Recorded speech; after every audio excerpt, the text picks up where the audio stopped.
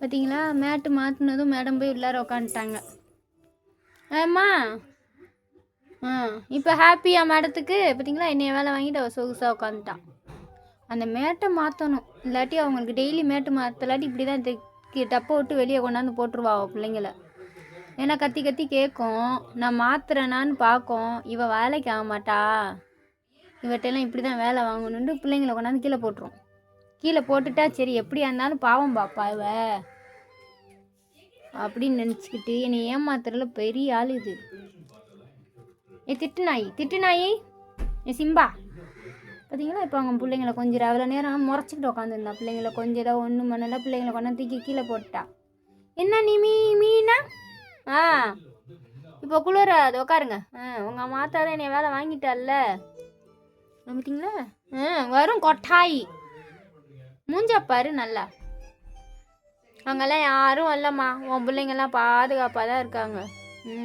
இவங்க வேறு வெளியெல்லாம் இருக்க மாட்டாங்க, இந்த டப்பில் இருந்துட்டிங்க பாருங்க, டேபிள் கீழே பெட்ரூமில் தான் இருப்பாங்க. இவன் பெட்ரூம்லேருந்து இந்த டப்பா கொண்டு போய் ஹாலில் வச்சோம்னா சரி, தூக்கிட்டு கொண்டாந்து மறுபடியும் ரூமுக்குள்ளாரையே வச்சிருவா. ரூம் இங்கே ஹால்லேருந்து இங்கே கொண்டாந்து வச்சுருக்கேன்னா இப்போ எப்படி தெரியுமா அவள் தூக்கிட்டு போவா? மேலேங்க பாருங்க, விண்டு ஓட்டை இருக்குல்ல, அதை அடைச்சி வச்சுருக்கேன்ல, அந்த ஓட்டை வழியாக அந்த இதை பில்லோவை தள்ளிடுவா. தள்ளி கொண்டாந்து பிள்ளைய திரும்ப ரூமுக்குள்ளார வச்சுருவா. நம்ம எங்கே தான் கொண்டு போய் வெளியே வச்சாலும் சரி, கூண்டுக்குள்ளார வச்சாலும் கூண்டை திறந்துட்டு வந்து வெளியே உள்ளார தான், பெட்ரூம் தான் அந்த அம்மாவுக்கு வேணும். அதுவும் இந்த டப்பு தான் உங்களுக்கு பாதுகாப்பான இடமா.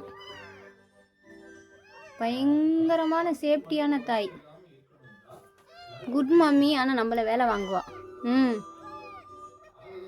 ஏ மேடம் இங்கே பாரு, ஏ சிம்பா அங்கே வரும் பிள்ளைங்க கத்துது பாரு. கிளீனிங்கில் இருக்கான் மேடம். என்ன ஹாப்பியா?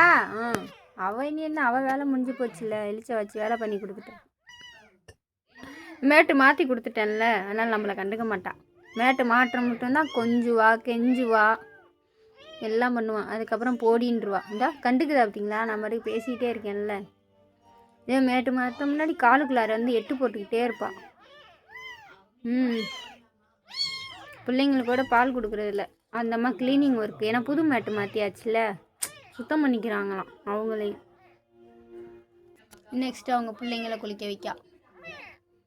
போங்க போங்க போங்க, நீங்கள் கொஞ்சிக்கங்க, உள்ளார போங்க, எனக்கு வழியை விடுங்க, நான் போகிறேன், போய் வேலையை பார்க்குறேன். போய் உள்ளார இருந்துக்கங்க. இந்த இதை வேறு அப்படி மூடி விட்டு போயிடணும். திறந்து வச்சோம்னா கோவம் வரும் இடத்துக்கு.